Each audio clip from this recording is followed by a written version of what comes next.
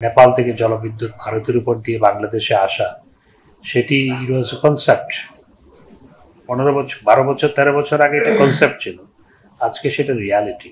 পানির ন্যায্য হিস্যা সব ক্ষেত্রে পাওয়ার ক্ষেত্রে সেটি বাংলাদেশ এবং বাংলাদেশের জনগণ, একই সাথে ভারতের জনগণও যাতে উপকৃত হয়, সেভাবে আমরা সমস্ত কাজকে এগিয়ে নিয়ে যেতে পারবো। ডক্টর মোহাম্মদ ইউনূস সাহেবের প্রতি আমি যথাযথ সম্মান এবং শ্রদ্ধা রেখেই বলতে চাই, এই ক্ষেত্রে আইন নিজস্ব গতিতে চলছে, আইনের অপব্যবহার হচ্ছে না। আমরা আশা করি যে আমাদের যে অভিন্ন নদীগুলো আছে সেগুলোর ন্যায্য হিস্যা যাতে বাংলাদেশ পায়, সেজন্য আমরা সবসময় আন্তরিকতার সাথে কাজ করছি।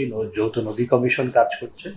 সুতরাং আমরা আশা করি ভবিষ্যতের দিনগুলোতে পানির ন্যায্য হিস্যা সব ক্ষেত্রে পাওয়ার ক্ষেত্রে সেটি বাংলাদেশ এবং বাংলাদেশের জনগণ, একই সাথে ভারতের জনগণও যাতে উপকৃত হয়, সেভাবে আমরা সমস্ত কাজকে এগিয়ে নিয়ে যেতে পারবো।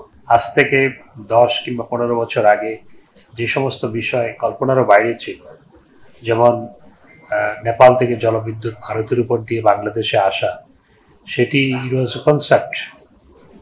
15 বছর, 12 বছর, 13 বছর আগে এটা কনসেপ্ট ছিল। আজকে সেটা রিয়ালিটি। সুতরাং যে সমস্ত বিষয় নিয়ে এখন অনেক সময় বিতর্ক হয় আমাদের দেশে কিংবা ভারতবর্ষে, সেগুলো ভবিষ্যতের দিনগুলোতে দেখা যাবে যে সেগুলো আর বিতর্কের বিষয় থাকবে না।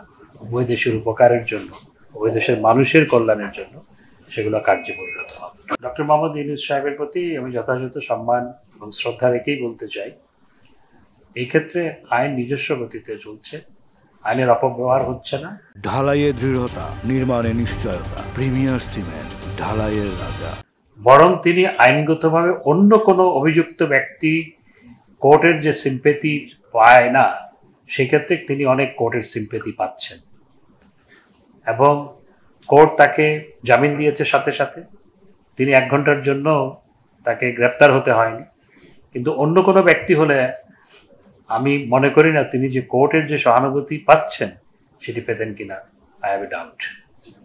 আমাদের সম্পর্ক ভারতবর্ষের সাথে অত্যন্ত চমৎকার এবং ভারতবর্ষ আমাদের স্বাধীনতা সংগ্রামে আমাদের যেভাবে সহায়তা করেছে, ভারতের মানুষ যেভাবে সহায়তা করেছে, ভারতের সেনাবাহিনী যেভাবে সহায়তা করে আমাদের মুক্তি বাহিনীর সাথে যেভাবে রক্ত ঝরিয়েছে, সুতরাং ভারতের সাথে যে সম্পর্ক সেটি স্বাধীনতা যুদ্ধের মাধ্যমে যেভাবে রক্তের বন্ধনে আবদ্ধ হয়েছে, সেটির সাথে তো অন্য কোনো সম্পর্কের তুলনা হয় না।